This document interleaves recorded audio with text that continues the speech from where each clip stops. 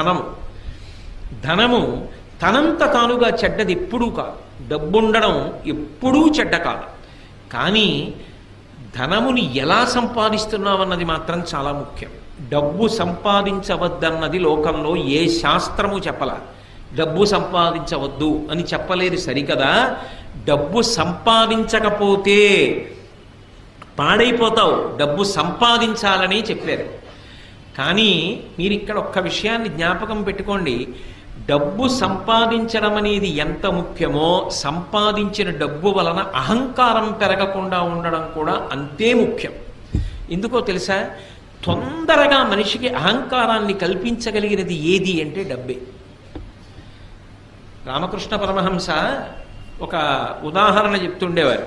ఒక మహారాజు గారు భద్రగజం ఎక్కి వెళ్ళిపోతున్నాడు. ఆ కింద ఓ పెద్ద కన్నం ఉంది, ఆ కన్నంలో కప్ప ఒకటి ఉంది. ఆ కప్ప పైకొచ్చి, కప్ప కాలు అంటే ఎంత ఉంటుందండి? ఎంత పెద్ద కప్ప అయితే మాత్రం ఇంత ఉంటుంది, ఇంత పెద్ద కప్ప అయితే దాని కాలు ఇంత ఉంటుంది. అది ఏం చేసిందంటే, రాజుగారు ఏనుగెక్కి వస్తున్నాడు, ఎదురైన చౌత నమదకరీంద్రము డిగ్గికేలు తనసగి ఎక్కించుకొని అంటాడు అలసాని పెద్దనగారు. అలా ఏనుగు మీద వస్తున్నాడు. ఈ కప్ప కన్నంలోంచి బయటికి వచ్చి కాలెత్తింది. ఏయ్ ఏనుగా, పక్కకి పో, ఇక్కడ నేనున్నానని తెలీదా?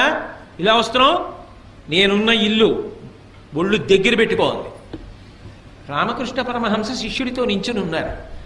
శిష్యుడు తెల్లబోయి పరమహంసని అడిగాడు, ఇదేమిటంటే ఏనుగు మీద కప్ప కాలెత్తుతోంది, ఇంత ధైర్యం ఇంత గర్వం కప్పకి ఎందుకు వచ్చాయన్నారు. అంటే పరమహంస అన్నారు, ఇవాళ మధ్యాహ్నం ఇటుగా జేబుకి చిల్లున్న లాల్చీ వేసుకున్న వ్యక్తి వెళ్ళాడు. పావలా కాసు చిన్నది కదూ, ఆ కన్నంలోంచి జారి కింద పడి దొల్లి కప్ప ఉన్న కన్నంలోకి వెళ్ళింది. కప్ప దగ్గర పావలా ఉంది ఇప్పుడు, అందుకని ఏనుగు మీద కాలెత్తింది.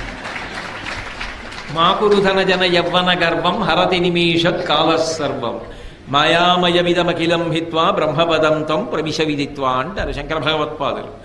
డబ్బేం చేసింది? డబ్బా నిన్ను పాడు చేసింది.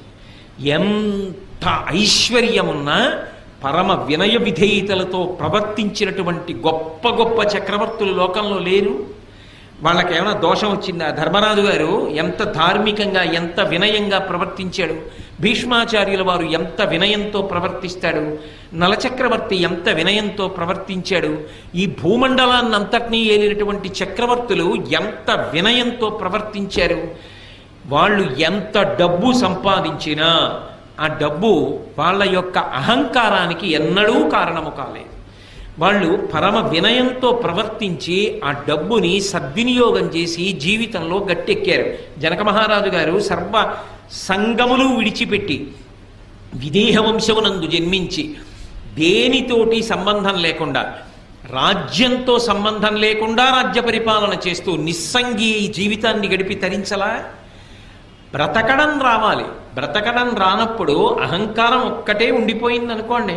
అహంకారం చిట్ట చివరికి ఏం చేస్తుంది అంటే, డబ్బు వలన వచ్చినటువంటి అహంకారం చాలా ప్రమాదకరమై సర్వభ్రష్టత్వాన్ని పొందేసిన తరువాత ఒక పెద్ద ఇబ్బంది కూడా తెస్తుంది. ఇంత బ్రతుకు బ్రతికినవాడు ఒక గోడ నీడలో నిలబడి భిక్షాటన కూడా చేయలేడు. రూపు మార్చుకుని తిరగవలసి ఉంటుంది ఎవరు గుర్తుపట్టకుండా. అందుకని జాగ్రత్త సుమా. ఒకడికి డబ్బుంది, వాడు కించిత్ కూడా పాడవలేదు. వాడు కించిత్ కూడా పాడవకుండా ఆ ద్రవ్యాన్ని చక్కగా వినయ విధేయతలతో దాన ధర్మాలకి ఖర్చు పెడుతూ, ఇదంతా పరమేశ్వరుడిచ్చింది నాది కాదు, ఈశ్వరుడిదన్న భావనతో పరమ ఉద్దికగా జీవితం చేశాడు. వాళ్ళని డబ్బేం పాడు చేసింది? ఒక్కొక్కడు 5 రూపాయలు అహంకారానికి కారణమైపోతోంది. అది డబ్బు పాడు చేసిందా? డబ్బు పాడు చేయలేదు, బుద్ధి పాడు చేసింది. అందున డబ్బు బుద్ధిని, సరస్వతి బుద్ధిని 2 రకాలుగా పాడు చేసేస్తాయి. అదేమిటండి? సరస్వతి అంటే బుద్ధిని ఇవ్వాలి కదా, పాడు చేయడం ఏమిటి అంటే అహంకారం ఉంటే. మీరు లోకంలో సరస్వతి విషయంలో, లక్ష్మి విషయంలో ఒకటి గమనించండి. మీ దగ్గర చాలా డబ్బు ఉందండి, మీ వ్యాపారంలో బాగా లాభాలు వస్తున్నాయి అన్నారనుకోండి, ఏమి లాభాలండి, ఏదో పెద్దవాళ్ళు చేసిన వ్యాపారం మూసేస్తే బాగుండదని చేస్తున్నాం, వడ్డీ డబ్బులు వస్తే గొప్పగా ఉందండి మా వ్యాపారం, ఇప్పుడు ఏమొస్తుంది అంటారు ఇందులో అంటాడు. డబ్బు ఉందండి అంటే ఒప్పుకోడా, ఏముందండి నా దగ్గర అంటాడు. మీకు సరస్వతీ కటాక్షం లేదండి, మీకు తెలియదు, అయ్యా నా మాట వినండి, మీరు చదువుకోలేదు కదా, మీకు ఈ విషయం తెలియదు కదా, మీరు ఎందుకు మాట్లాడతారు దాని గురించి అన్నాను అనుకోండి, అత్తేరి నీకేం తెలుసు అని చర్చ విరిగి పెడతాడు.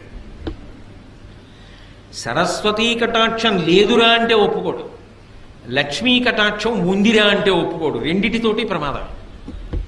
అసలు అది దాటాలంటే మనసుకి సంస్కారం ఉండాలి. శంకరాచార్యుల వారి కన్నా ప్రజ్ఞాశాలి సరస్వతీ కటాక్షం ఉన్నవాడు లోకంలో ఉన్నాడా? అటువంటి శంకరాచార్యుల వారు శంకరుడి దగ్గరికి వెళ్ళి అన్నారు, పశుమాం సర్వజ్ఞ ప్రథిత కృపయా పాలయ విభో అన్నారు. శంకర, నేను పశువుని, నువ్వు పశుపతివి. నేను పాడైపోతే నిన్నంటారు. పశువుని కాపాడవలసిన వాడివి నువ్వు. కాబట్టి నీకు నాకు అనుబంధం ఏమి అంటే, నేను పశువుని, నువ్వు పశుపతివి. ఇది శంకరాచార్యుల వారు అనవలసిన మాట.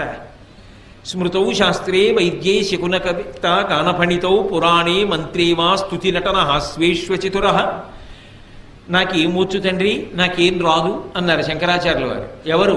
మహానుభావుడు అపరశంకరుడు, కైలాస శంకరుడు కాలడి శంకరుడిగా భూమి మీద తిరిగాడు. అటువంటి మహానుభావుడు ఆ మాట అన్నాడు. మనం దేనికి గర్వపడాలి, దేనికి అహంకరించాలి?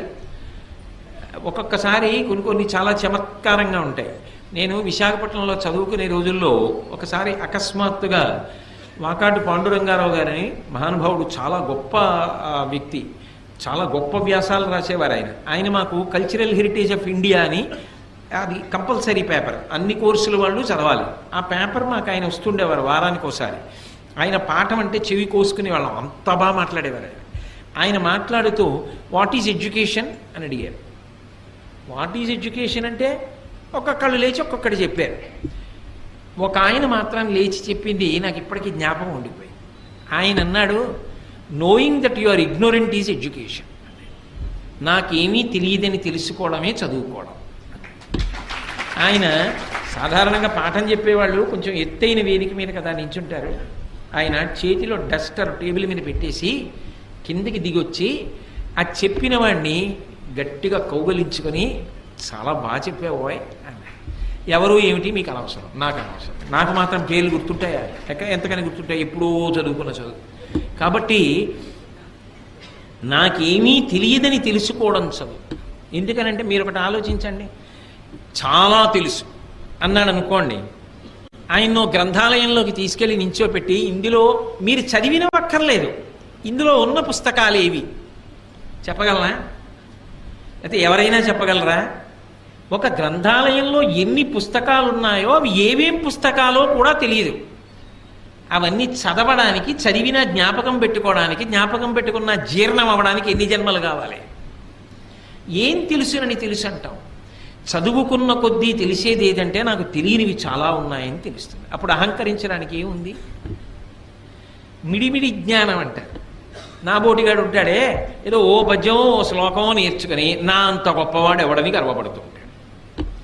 అది నిజమైన సరస్వతీ కటాక్షం కాదు. నిజమైన సరస్వతీ కటాక్షం ఉన్నవాడు నాకేం తెలుసండి, నాకేమొచ్చండి, మహాతల్లి పరదేవత ఆవిడ పలికించిందంతే, నేను చేసింది, నేను నేర్చుకున్నది, నేను సాధించినది ఏమీ లేదంటాడు. అది వినయం.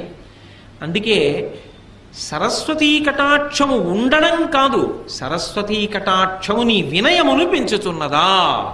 నాకేం తెలుసండి అన్ననాడు నువ్వు వినయంగా ఉంటావు. నాకేం తెలియదండి అన్ననాడు, అయ్య బాబోయ్ నేను పట్టుకోగలరా ఎవరైనా?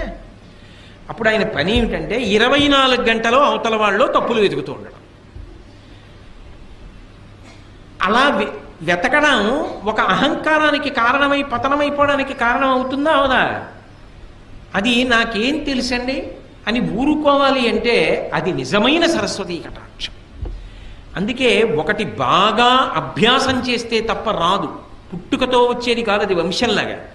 అది కష్టపడి చదవాలి. ఆయన బాగా చదువుకున్నవారు, ఎన్నో తెలిసిన్నవారు అన్న పేరున్న నువ్వు త్రికరణ శుద్ధిగా, నోటి మాటగా కాదు, నేనేం చదువుకున్నానండి, నేనేం నేర్చుకున్నానండి, మహానుభావులు ఎంతమంది ఉన్నారు, వాళ్ళతో పోలిస్తే నా జీవితం ఏం గొప్పది అనగలగాలంటే నీకు ఎంతో వినయం ఉండాలి. అంత వినయం ఉంటే తప్ప నువ్వు ఆ మాట అనలేవు. అది ఉత్తముడికి గౌరవాన్ని పెంచింది, నడవడిని ఇంకా ఇంకా వృద్ధిలోకి తెచ్చింది.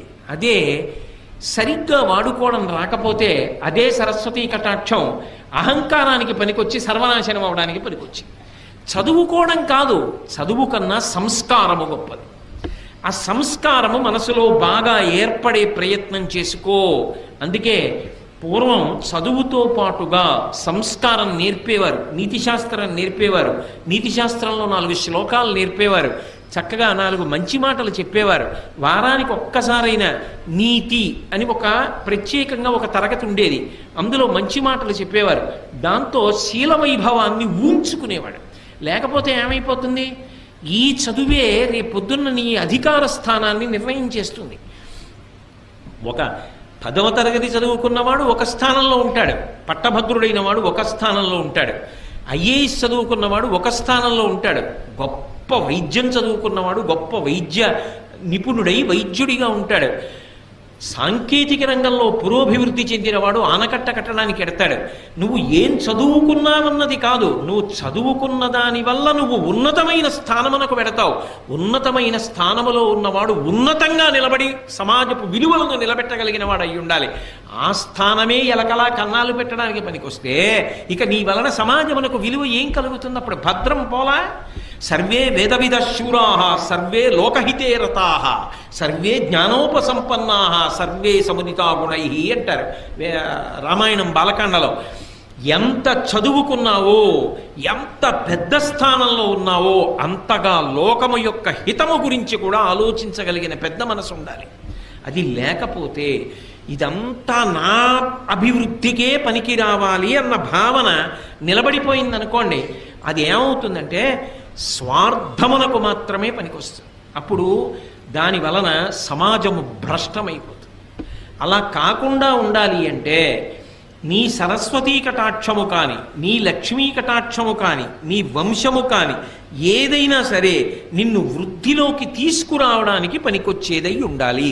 ఇందులో యువతల వారికి తెలియడం అన్న మాట ఉండదు సుమండి. యువతలవాడు ఎప్పుడూ కూడా నువ్వు ఎంత ఎదిగావో, నిజంగా అలా ఉన్నావో అలా లేవో తెలుసుకోవడం సాధ్యం కాదు. ఎందుకని అంటే మీరు ఒక్కటి గమనించండి, స్థానము ఎంత ఉన్నతమైతే యువతల వారు ఆయన దగ్గర ఉండే అవకాశం అంత తగ్గిపోతుంటుంది. అప్పుడు మీరు ఎలా లెక్క కట్టగలరు? తనకి తాను పరిశీలించుకోవాలి. ఏది పరిశీలించాలంటే దంభమున ఎందు ప్రవేశించినదా, ఇది చాలా చాలా అవసరం. నేను నోటి మాటగా ఈ మాటలు చెప్తున్నానా, నిజంగా నాకు ఆ వినయ సంపద ఉన్నదా? నిజంగా నేను పెద్దల పేరెత్తేటప్పటికి గౌరవంగా మాట్లాడగలనా? గౌరవంగా నోటితో మాట్లాడడం కాదు, నిజంగా నేను ఆ గౌరవాన్ని చూపించగలనా? నేను నాకన్నా సరస్వతీ కటాక్షం ఉన్న వాళ్ళకి గౌరవం ఇచ్చి నాకేం తెలుసని నిలబడగలనా? నాకున్న డబ్బు నాది కాదు గొప్ప, నేను సంపాదించగలిగిన ప్రజ్ఞ అయితే ఇలా లోకంలో ఎందరో సంపాదిద్దరు. యద్రూభంగా ప్రమాణం స్థిరచర రచనా తారతమ్యే మురారేః వేదాంతాః తత్వచింతాంబరభిదురసి యత్పాదచిహ్నైత్తరంతి భోగోపోద్ఘాత కైళీచులికిత భగవత్వైశ్యరూప్యానుభావ సానశ్రీః అస్పృణీతాం అమృతలహరిధీలంఘనీయైః అపాంగైః అంటారు పరాశర భట్టర్లు శ్రీగుణరత్నకోశంలో. గత జన్మలలో చేసినటువంటి పాపపుణ్యములను బట్టి పుర్రె మీద రాసేటప్పుడు లక్ష్మీదేవి బ్రహ్మగారి తల్లి కనుక, సృష్టికర్త యొక్క తల్లి కనుక, అమ్మ గత జన్మలో వీడు ఫలానా పేరుతో ఉన్నవాడమ్మా అంటే ఆవిడ ఓ వాడా లోకహితము కొరకు ప్రవర్తించిన వాడని కనుబొమ్మ పైకెత్తిందనుకోండి, ఓ అని ఇలా కనుబొమ్మ పైకెత్తితే యద్భ్రూభంగాః ప్రమాణం, ఆవిడ కనుబొమ్మ పైకెత్తితే ఈ జన్మలో వాడు మహదైశ్వర్యవంతుడవుతున్నాడు. యవ్వని వాకిట ఇభమదపం కంబు రజభూషణ రజో రజినడగు అంటుంది ద్రౌపదీదేవి భారతంలోనే. ధర్మరాజు గారి ఐశ్వర్యం ఎటువంటిది అంటే ఆయన దర్శనం చెయ్యడానికి లోపలికి వెళ్ళేటటువంటి చక్రవర్తులు ఒకరినొకరు తోసుకుంటే వాళ్ళు భుజాలకి పెట్టుకున్న వజ్రములు వైఢూర్యములతో కూడుకున్న ఆభరణములు ఒరుసుకున్నప్పుడు వాటి యొక్క నుషి కింద పడి గాలికి పైకి రేగుతుంటే ఆయన అంతఃపురం ముందు కట్టబడినటువంటి మదగజముల యొక్క చెవుల పక్కనున్న కన్నములలోంచి కారిన మదజలముల చేత ఈ రేగుతున్న వజ్ర వైఢూర్యముల ధూళి అణచబడుతుండేదిట. అంతటి ఐశ్వర్యవంతుడయా ధర్మరాజు అంటే ఏమిటి తేలిగ్గా మాట్లాడుతున్నావు? అయితే ధర్మరాజు పాడవడానికి పనికొచ్చింది ఐశ్వర్యం? పనికి రాలేదుగా. ఎంత ఐశ్వర్యం ఉంటే ధర్మరాజు గారు ఉలికులికి పడ్డాడు? ఏం ఉలికి పడలేదుగా. లేని నాడు బెంగెట్టుకున్నాడా? మీరు విన్నారుగా వ్యాసుల వారి గురించి చెప్పినప్పుడు తీసుకెళ్లి మళ్ళీ హిమవత్ పర్వతం మీద ఉన్న ఐశ్వర్య నిధులను ఇచ్చాడు. ఇస్తే దాచుకున్నాడా? అశ్వమేధయాగం చేసి అందరికీ పంచిపెట్టేశాడు. అందుకే ఆ లోపల ఉండవలసినటువంటి సంస్కార బలము ఉండకపోతే దంభముగా పరిణమించిందనుకోండి, అది చాలా ప్రమాదహేతు, ఎదుటివాడు కూడా పట్టుకోలేడు. ఎందుకని అంటే చాలా మంచివాడిలా కనపడుతూ ఉంటాడు పైకి. ఎలా తెలుసుకుంటారండి? సాధారణంగా వేషాన్ని చూస్తే చాలా మంచివాడు అనే అనుకుంటారు కదా. ఒక కొంగ ఉందనుకోండి, ఓ సరోవరం పక్కన నించుంటుంది, ఒంటికాలు మీద నించుంటుంది, కళ్ళు మూసుకుంటుంది, సాధారణంగా తెల్లగా ఉంటుంది. కొంగ జపం అంటారు. అందుకే చూసిన వాళ్ళు ఏమనుకుంటారు, అబ్బా ఈ కొంగ ఏదో పెద్ద మార్పు వచ్చేసింది, లోపల జీవుడెవరో ఆ సరోవరంలో స్నానం చేసి ఇంత తెల్లవారకట్ట దాని ఒడ్డున నించుని ఇంత చలిలో అలా కళ్ళు మూసుకొని అలా జపం చేస్తోందే కదలకుండా అనుకుంటాం. అది నిజానికి చంపుటములను ముందుకు చాపి ఇలా చూసుకుంటూ ఉంటుంది. చేప నీళ్లలోంచి ఇలా వచ్చిందనుకోండి, చటుక్కున తిరిగి చంపుటములతో చేపని పట్టుకుని పైకి ఎగిరిపోయి తినేస్తుంది. నిలబడింది ఒంటికాల మీద, ఒళ్ళంతా తెలుపు, చూస్తే శుద్ధ సత్వస్వరూపంతో ఉన్నట్టుంది, లోపల ఏ చేపని పట్టుకుందామని ఆలోచన. దంభము అంటారు. పైకి కనపడినట్టు లోపల లేడు. ఎంత రంగు పట్టుబట్ట కట్టి ఎంత గొప్పగా విభూతి పుండ్రాలు ఒళ్ళంతా పెట్టుకుని ఎంతంత వేషాలు కట్టినా నీ లోపల బుద్ధులు మాననప్పుడు దంభం కాదు. లోపల బుద్ధి పోలేదు. పైన శరీరానికి ఎన్ని అలంకారాలు చేస్తే పుట్ట మీద కొడితే పాము చచ్చిందా? లోపల కొట్టాలి. గొరుగు చుందురు జుత్తు కొన్ని వందల సార్లు దాని పాపమేమో కానరాదు, అఖిల పాపములకు నిలయమైన మనసు గొరగడేమి మానవుండు అన్నాడు ఒక ఆధునిక కవి. అలా లోపల మార్పు రాకుండా దంభంతో ఉండి పైకి ఎంతో మంచివాళ్ళ నటిస్తూ పోతే అమాయకులైన వాళ్ళు, పెద్దలైన వాళ్ళు మంచివాడు అనుకున్నారేమో, కానీ వాళ్ళు మోసపోతే వాళ్ళకు వచ్చిన నష్టమే ఉంది అనుకున్నారేమో పాపం, అంతే, అంతవరకే. కానీ మోసపుచ్చిన దోషం కూడా నీకు రావట్లా, పాడైపోవట్లా. కాబట్టి నిన్ను నువ్వు నిరంతర పరిశీలనం చేసుకుంటూ ఉండాలి. ఉత్తమ వంశంలో పుట్టావు, వంశమునకు కళంకం రాకూడదని ప్రవర్తించాడు, ఏమీ పాడవడు. ఉత్తమ వంశంలో పుట్టా, అహంకారానికి కారణమైంది, తాను పాడవడు, ముందు పుట్టిన వాళ్ళు కూడా పాడైపోతారు. సరస్వతీ కటాక్షం ఉన్నది, ఏమీ పాడవడు. ఆ సరస్వతీ కటాక్షం 10 మంది హితానికి పనికొచ్చిందనుకోండి, ఆవు గడ్డి తిని పాలిచ్చినట్టు తాను కష్టపడి చదువుకున్న శాస్త్రాన్ని 10 మందికి ఉదారంగా పంచిపెట్టేశాడనుకోండి, తాను శాశ్వతమైన కీర్తిని పొందుతాడు. నాకేం తెలుసు అని వినయంతో బ్రతికాడు అనుకోండి, భగవంతుని యొక్క అనుగ్రహానికి పాత్రుడవుతాడు. ఏదో కొంత తెలుసుకుని నాకన్నా తెలుసున్నవాడు లేడు అని అహంకారానికి పోయాడు అనుకోండి, 24 గంటలు చదువుకున్న చదువు అవతలవాడి యొక్క తప్పు పట్టడానికి పనికొచ్చింది. పనికొస్తే ఇప్పుడు ఆ చదువు స్వార్థంతో నిండిపోయింది. ఏదో ఒకటి ప్రతిఫలం లేకపోతే ఆయన చదువుకున్న చదువు వల్ల సమాజానికి ఉపయోగం ఉండదు. అప్పుడు ఏమవుతుంది, చాలా గొప్ప పడగ నాగుపాముది, దాని మీద మణి ఉంది. నాగుపాం పడగ మీద ఉన్న మణి ఎవరికైనా ఉపయోగపడుతుందా? వెళ్ళి తీసుకోగలరా? ఆయన ఎంత చదువు ఉంటే మాత్రం ఎవరికి ఉపయోగపడుతుంది? అవతల వాళ్ళలో తప్పులు ఎంచడానికి పనికొస్తుంది, ఇంకొకరిని చిన్నబుచ్చడానికి పనికొస్తుంది. అలా ఉండకూడదు కదా. చదువు అవతల వారు ఎంత చిన్నవాడైనా గౌరవించడానికి పనికి రావాలి. చాలా బాగా చెప్పావోయ్, చాలా బాగా మాట్లాడేవోయ్ అని పిల్లల్ని కూడా ప్రోత్సహించగలగాలి. శ్రీభాష్యం అప్పలాచార్య స్వామి వారు ఎవరైనా రామకథ చెప్తుంటే చెప్పబోయ్, రామాయణం ఎంతకాలం బ్రతికుంటుందో అంతకాలం మనుష్యత్వం బ్రతికుంటుంది నాయన అనేవారు. అంతేగాని నీకేం తెలుసు రామాయణం, నువ్వేం చెప్తావు రామాయణం అనలేదే. అందుకు మహానుభావుడు ఇప్పటికీ కూడా స్మరింపబడుతున్నారు ఆయన.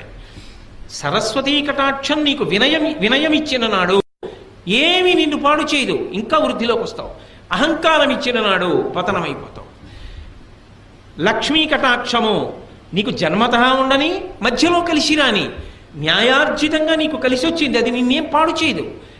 దాని పట్ల నీకు సంగము లేకుండా అది భగవంతుడి అనుగ్రహం అని నువ్వు నిలబడగలిగిన నాడు అది నిన్ను పాడు చేసేది కాదు.